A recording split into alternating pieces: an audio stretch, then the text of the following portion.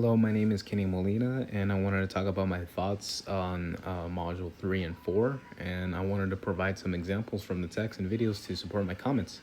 Um, and I really want to ground my thoughts into this one, right? So let's get started into my research journal number 2.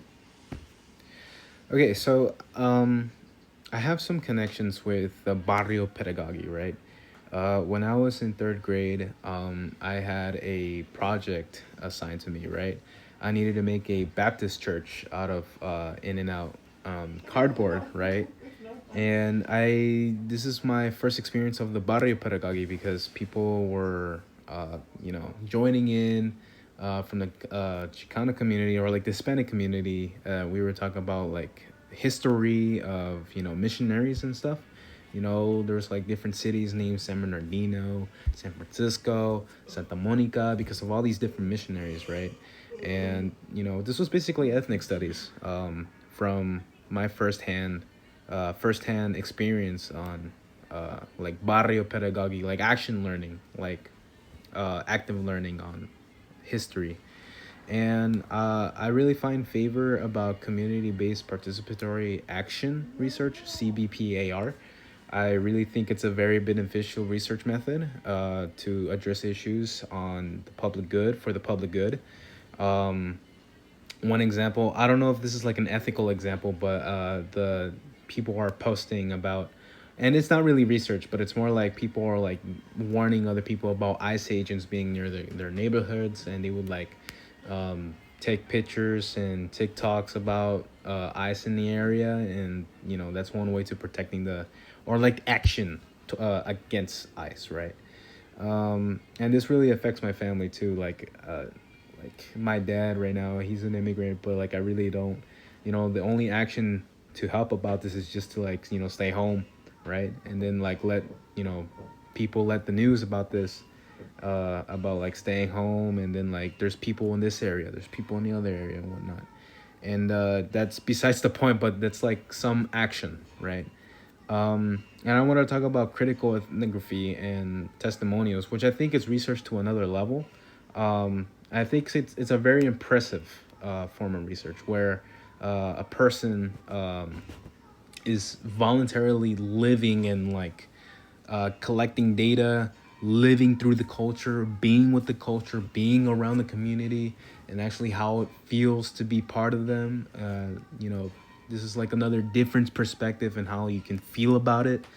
And Another thing that impresses me is the testimonials, right? And I'm glad that there's like still living people from like people like firsthand accounts that talked about the Zoot riots, right? And I didn't know until recently that it was originated from Chicanos. It's not about pimps, right? Because the thing about Zoot is that it looks like it's for pimps, right? Like, but no, like who like the ones who popularized them is the Chicanos, right? And testimonials, on the other hand, we got oral histories and archival researches, which I think it's very important to mention because they're preservations, right? Just like the Zoot riots and like style and culture and identity, this is what keeps Chicano studies alive is the history behind it, right? And the reason why we are fighting for a new education, and the reason why we need new reformation against discriminatory environments in the U.S. And I wanted to talk about Module 4, which is identity and cultural consciousness. So to me, what a Mexican means is, or like a Chicano to me, uh, is just a person of relating of Mexican Americans or their culture, right?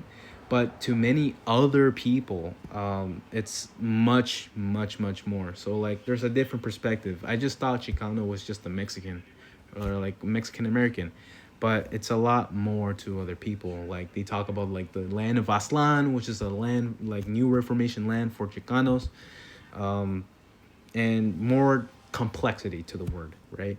And I didn't know that it was like socially acceptable for during the 2000s and 2010s. I already seen the term to Chicanx and Latinx in 2010s and 2020s. Um, and I haven't heard about Latina yet, but I'm very open minded about like the different cultures, like uh, the different meanings of like what Chicano, Chicanx with an X, right? Because I know there's like transgender people, and you know we're including the LGBTQ and whatnot. Um, but yeah, uh, this makes me understand more about the community, like because it's not just Hispanics, right? But also people of like the LGBTQ, and you know, different issues, right? But even then, I'm giving like uh, issues already, right? There's like, I already mentioned before, Hispanics in general, or like other immigrants from other countries, like face the same trials. So we're all in this together, right? And we really try to help each other and whatnot. We're very hardworking people, that's for sure. And yeah, this is like my peace of mind for Chicanic studies. And this is going to be my research journal number 2. Thank you for listening.